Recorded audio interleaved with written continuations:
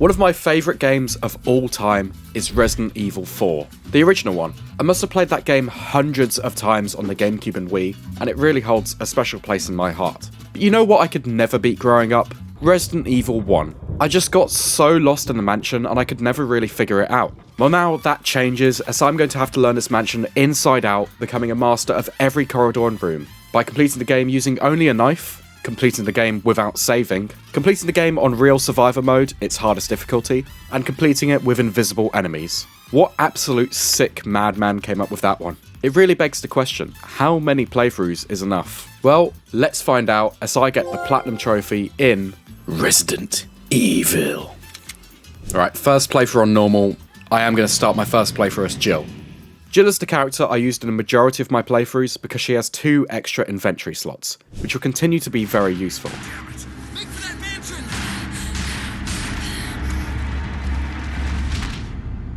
There are only 3 STARS members left now. Captain Wesker, Barry, and myself. Barry! We don't know where Chris is. Oh. Jill, no. You don't want to go back out there. Everything about this mansion is truly special. The lobby has a sense of calm nostalgia to it. The clock room ticking loudly in the background is iconic. And this room, well, it's a mix of the first 2 whilst being damn creepy. Oh, it's the scene. I remember this as a kid. Hello there. Let me take care of it. Go on, Barry. You can always rely on good old Barry to save the day. Now, although I have played this early stage quite a few times as a kid, and I remembered the need to go outside pretty early on, I was still very rusty on the controls in combat, as seen here. First death. Oh god, get used to it. Die for the first time. That's a good trophy to get. Oh. I meant to actually kill him, but I let him get too close and I was trying to figure out the controls still of how to shoot.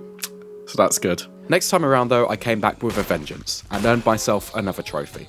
There we go, second time lucky, first kills a special, defeat a zombie. As I made my way through the maze of the mansion, I eventually picked up one of the most commonly important weapons in this genre of game. The pump action shotgun.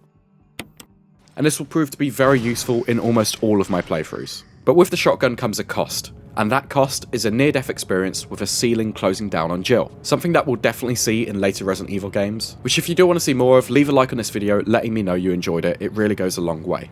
Anyway, thankfully Barry is stood right outside the door, and he can come to our rescue once again, preventing a Jill sandwich.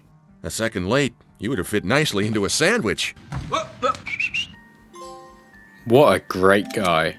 Save Jill using Barry. Wait, using Barry? What? That doesn't make sense. Okay, cool. Thanks, Barry. We make our way to the study, and in the study there are 2 important items. One being the dog whistle, which will help us get a key allowing us to access more areas of the mansion, as well as the lighter, which when combined with fuel can be used to burn zombies' bodies, preventing them from becoming Crimson Heads. What's a Crimson Head, you may ask? Well, it's these super tough zombies that reanimate and run at you, causing brutal damage. Just like this first one we encounter here. Good old Barry also helps us out once more by giving us some acid rounds, and these will be very useful shortly, but for now the objective is to collect 4 masks to progress through. They're all dotted around different parts of the mansion, such as this one here after completing a statue puzzle, but the main one is with our first mini-boss, who has already attacked poor Richard. Richard! Richard? What happened? Who's Richard? The way Richard says snake here gets me every time. What did this to you? A big snake. A big snake. To save Richard, Jill needs to backtrack to the medical storage room and grab the serum to cure poison. Remember this, because this is something I didn't realise I could use on myself in a later playthrough. Anyway, swiftly returning to Richard only delays the inevitable, but rewards us with our next trophy. Meaning it's now time to face the giant snake that injured him in the first place. A big snake. And Richard, who has made a very speedy recovery, is here to help, as we can grab the final mask needed. I ran around a lot, letting Richard do most of the damage with his shotgun until the snake eventually goes down. But just when you think it's over, it wouldn't be that easy, would it? Richard returns the favour to save us, but unfortunately he gets cooked in the process. Thanks, Richard. After Richard's efforts and with his new shotgun, the yawn only takes a couple of extra shots before it retreats, earning us another trophy.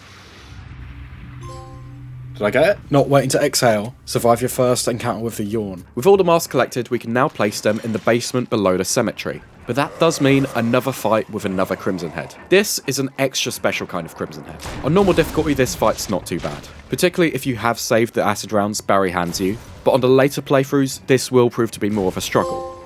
Gravedigger. Defeated Crimson Head Prototype 1 using Jill. Cool. There's another boss down. Good job I saved a grenade launcher. Anyway, finally collecting this umbrella-looking stone and metal object, we can move on to the next area of the Residence. But before reaching it, there's a lot more exploring and backtracking to be done, such as first, visiting the cabin, which is where Jill encounters a new enemy. What? What? What the fuck? Oh, okay. This is meant to happen.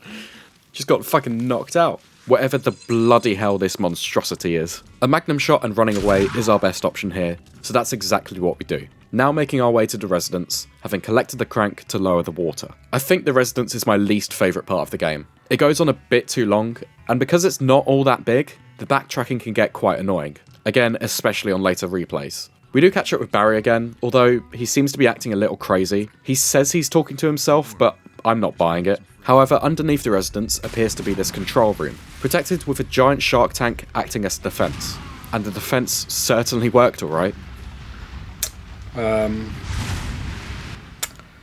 Well, that's not ideal, is it? Should have kept moving. After making my way through and draining the tank, we can electrocute and take out the shark, making sure there's not a repeat of last time. Is that the big shark gone? Yeah, deep sixth, defeat Mother Neptune. Cool. But there is another boss to face in this area, and that's the plant boss. Thankfully, there is a way to weaken it by creating this V-jolt and using it on the roots. You still sort of have to encounter the plant with Jill, and she nearly does get herself killed. But who's there to save the day again? That's right, my man Barry. For some reason, bro is carrying a flamethrower, but honestly, I'm not complaining. Barry, flame it.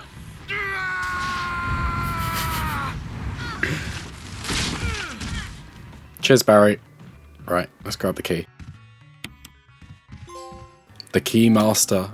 Obtained a helmet key using Jill. With the helmet key now in our possession, we can leave the Residence. And on the way out, we run into Wesker again. What the hell has he been up to all this time? There's also a radio call from Brad, but unfortunately he can't seem to hear us, which is a shame because he is the most likely way to escape out of this place. Back in the mansion, things have changed a little bit. It's been a while since we were last in there, so some Crimson Heads have appeared, but also a new enemy type, the Hunters. Oh shit, it's a hunter. Hunter? Oh cool, I got it, first try. Defeat a hunter, yeah, nice. As you can see, there's quite a few of these guys dotted around, which are made sure to take care of using the Magnum, not taking any chances as these guys pack a deadly attack. There is a second encounter with the Yawn again, but to be honest, this one is very easy. The room is far bigger, and all it takes is a few more acid rounds to put an end to the Yawn for good. Giant snake got nothing. Defeat Yawn using Jill, so that is the snake completely defeated, I think, now. And with the Yawn defeated, I continue to explore the mansion and reached the next area, the caves. In the caves, we can meet another injured character. What is it with this mansion and people near death in random rooms? Is that voice Enrico's? Who the fuck is Enrico? Enrico does manage to reveal some pretty important news to Jill. Someone is a traitor. Wesker? Umbrella set us up. Oh god.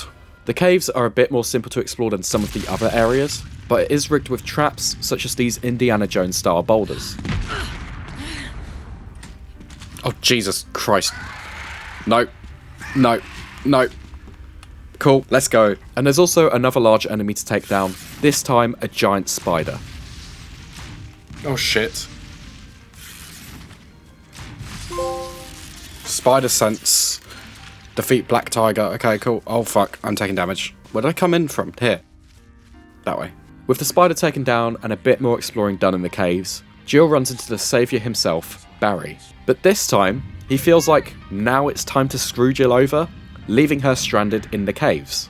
No bother. There is still a way to escape, and with that, once more, there's some more backtracking. So I'm headed back to right at the start of the game, basically, and I think this is where we enter the labs, I'm pretty sure. Basically, it's like one of the first things you see in the game is the basement, the stairwell. Yeah, here it is. I remember as a kid that used to freak me the fuck out. With that scary ass door open, Jill runs into Barry again. This time, getting the upper hand. Go on, Jill. But once again, this monstrosity is here. This is Lisa Trevor, There's a whole lore as to who she is and why she's like this, but in short, as far as I can tell, she was injected with the progenitor virus as an experiment, and this is the result. For the ending that I wanted, I needed to give Barry back his gun, so it's time to forgive and trust him. I mean, I trust Barry. Barry's a good guy, right? Thanks, Jill. Yeah. Trust him. Oh god. This is one of the easier encounters in the game, because to take down Lisa Trevor, you just need to push these stones off the edge, making her plummet into the depths. But with that taken care of, it's the home stretch, the last area of the game, the labs. Where the magic happens. Probably the shortest area of the game. It's not particularly big and quite straightforward. There's a lot of notes and story developments here as you'd expect, revealing the true nature of the experiments below the mansion. For now, the main thing to do in the labs is restore power, and the way to do that is to fill up this fuel capsule. Problem is, any sudden movements or shooting will cause it to explode, so slow and steady is the name of the game here. After refueling to gain power and running into Barry again, You could have at least waited up for me, you know? Jill takes the elevator with him and runs into Wesker. Barry has betrayed us, but only because Wesker is controlling him. Deep down, we still love Barry. But Wesker's been scheming all along, and it's finally time to see what he's been cooking. Is this the Tyrant in, like, the later games as well? Is that what it's called? Like, the big thing? Yeah. The Tyrant is the ultimate weapon, and this definitely isn't the last time he'll be seen in a Resident Evil game either. Go on, Barry. Premature. Thankfully, I saved my magnum bullets exactly for this, and only 3 shots is enough to take him down. Some ultimate weapon, alright? And with the Tyrant down, it's time to escape with Barry. But mysteriously, Wesker has somehow disappeared. On the way, Jill uses the final MO disc to save Chris, We'll talk later. First, let's get going. and it's time for the grand escape. It wouldn't be a Resident Evil game without a dramatic self-destruct. I should get a trophy here for every nook and cranny, hopefully. There it is, that's a big one to get. That's the whole reason this playthrough. Visit all places on the maps, and yeah, let's signal as well.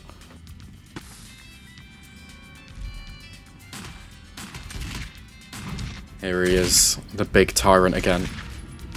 Oh shit. Oh no, move, Jill, move. Oh my god. That's not good, is it? Okay. Got away with that one. We're still fine for health.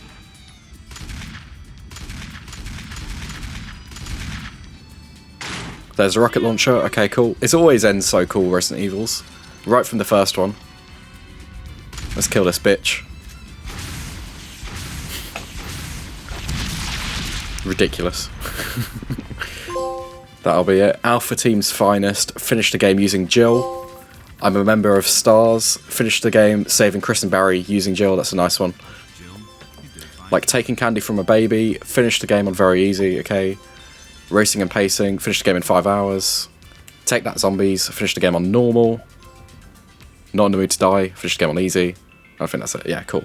First playthrough was out the way, but immediately things were about to step up massively, as I was now attempting the real Survivor playthrough. Okay, second playthrough time, we're going to load our cleared data. It's going to be another Jill playthrough, this time on real survival difficulty, and we're not going to save anyone. And I'm going to try and beat it in 3 hours. This should be a hard playthrough, but maybe you just put it off. Maybe. Now, although it seems like a daunting challenge, this playthrough isn't so bad. The boss fights are more or less the same, just with a couple of extra hits required. Real Survivor mode is just hard mode, but with one key difference. Items stored in the item box are not accessible by any item box other than the one you originally put them in, meaning you have to be extra careful with your item management. The puzzles and order of things is the same, and Jill's extra inventory slots come in super handy in this playthrough. I did, however, make a little bit of a major mistake in this playthrough. You see, the first fight with the yawn, if it hits you, it can poison you, taking your health all the way down to red danger, effectively making you one hit away from death.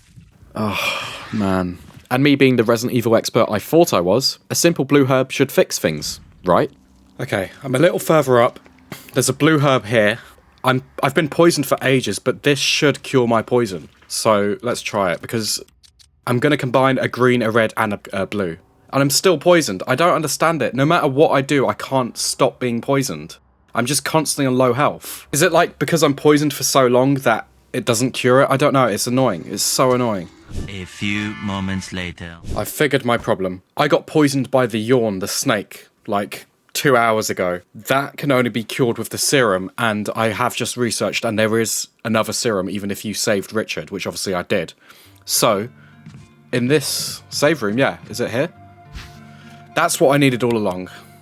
That would have saved me so much health and time and everything. Right, we're back on track at least. Let's go. With that cleared up, I made the big decision of not trusting Barry, which unfortunately doesn't end well for him. Sorry mate, but it is needed for another trophy. This does allow us to pick up his Magnum, and of course this is very useful against a Tyrant. And with no Barry or Chris, there's no self-destruct, and Jill has a pretty easy escape from the mansion. Because of the way this game works, there's no enemies. I just use the signal rocket and that's it. I don't have to fight the final boss again. I've got loads of Magnum ammo left, and yeah, pretty easy, actually. Every woman for herself. Finished the game without saving anyone using Jill. How did we do? 2 hours 53, 7 minutes under, just about. Oh, the horror, finished the game on hard. Don't stop running, finished the game in 3 hours. That gives us the infinite rocket launcher. The survival horror, finished the game in real survival mode. After this playthrough, I had now unlocked invisible enemies mode and the infinite rocket launcher. Although I'm not able to use that on my invisible enemy run. So I had the wild idea of combining it with the knife only playthrough. I also unlocked a new outfit and, well, Oh, hello, Jill. Yes, please. We'll do that one. Damn, that outfit. Oof, Whisker, Jill. where's Chris? Now, although on paper this playthrough sounds like some kind of sick joke, the name of the game here is to mostly run through, avoiding enemies where possible, with your main priority to just stock up on health items and speed through the puzzles. The only real moment that will give you any trouble is the Crimson Head down below the cemetery, simply because with a knife he takes a ridiculous amount of hits. I'm going to say something like over 30, and obviously he's invisible, making this more of a chore than anything. What a prick. That fight is so annoying. The yawn leaves a dust trail, so that's pretty simple, but Lisa Trevor can be a bit of a pain in the ass. Well, fuck. It's a good job I just saved. Jesus. Now remember the explosive fuel can, which explodes if you run or take damage? Yeah.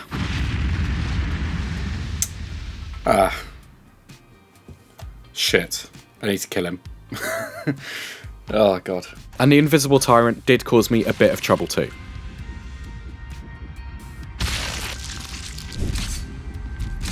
Is he... Have I stun-locked him? Oh shit, I got him. I only needed one healing item as well. Sick. Right, we're done. That's like the hardest bit of the game, basically. That's it. God, she is beautiful, isn't she? Bit of Jill Valentine. I've gone for the bad ending once again. I've got shitloads of healing items, shitloads of everything. And here we go. 2 hours 46, not bad at all, not bad at all. Ghost of a Chance, complete the game in invisible enemy mode. CQC for the win.